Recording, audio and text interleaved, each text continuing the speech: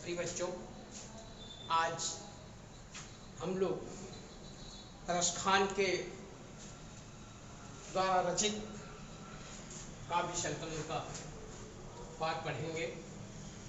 रसखान ग्रंथावली से संकलित प्रस्तुत स्वयं में कवि रसखान जी ने अगले जन्म में श्री कृष्ण की जन्मभूमि ब्रज में जन्म लेने की कामना की है, जिसके द्वारा उन्होंने अपने इस काव्य के माध्यम से लिखा है।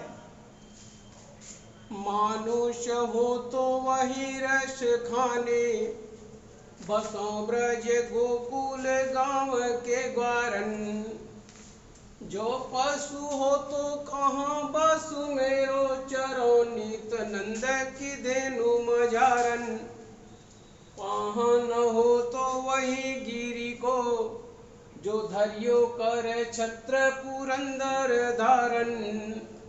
जो खग हो तो बसेरो करो मेली, कालिंदी कुल कदम्ब की डारन। इसमें रसखान जी ने बताया कि हे प्रभु, अगर मैं जन्म अगले जन्म में लूं मनुष्य के योनि में, तो मेरा जन्म ब्रज में गोकुल के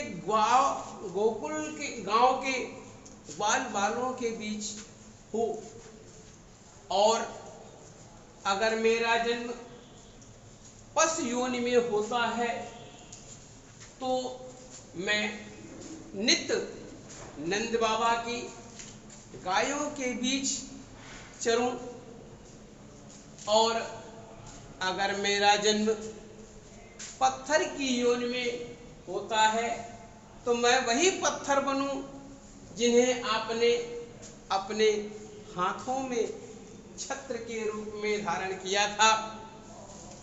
और हे प्रभु, अगर मैं पक्षी योनि में जन्म लूं तो मेरा वास उस कालिंदी नदी के तट पर कदम्ब की डाल पर हो। इसमें इन्होंने इस प्रकार से प्रभु से जो है अपना वर्णन करते हुए कहा है।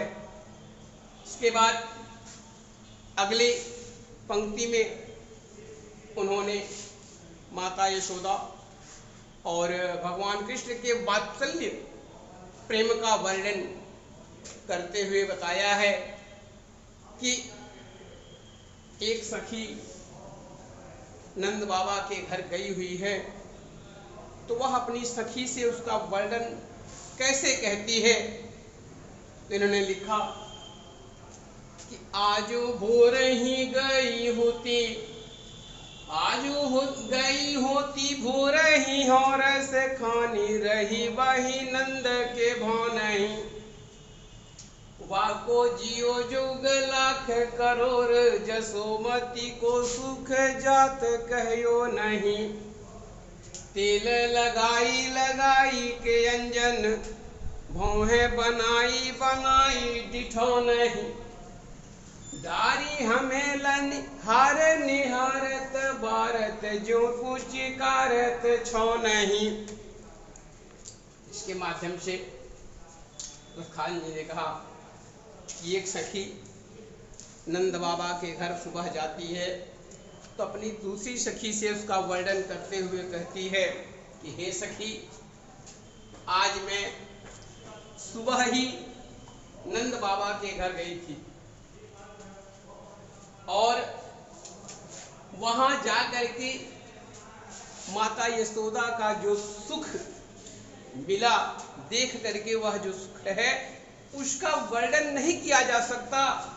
और वह लाखों करोड़ों वर्ष तक जिए, क्योंकि उन्होंने भगवान कृष्ण को तेल लगाकर, आंखों में काजल लगाकर भौहें बनाई तो बनाई ही है, साथ ही साथ उनके मस्तक पर वह डिठौना ही बना दिए। डिठौना ही वह है कि जो छोटे बच्चों के मस्तक पर चंद्रमा के आकार का छोटा सा बनाया जाता है, जिसे देखने के बाद उस बालक को किसी की नजर ना लगे, उसे ही शब्दों में टिठौने कहा गया है।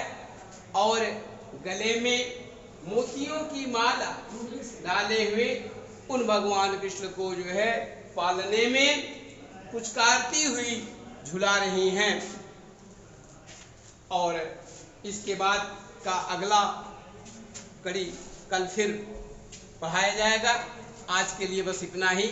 इसको लिखें, तैयार करें, यही आपके लिए सबसे महत्वपूर्ण बात है। बाकी कल।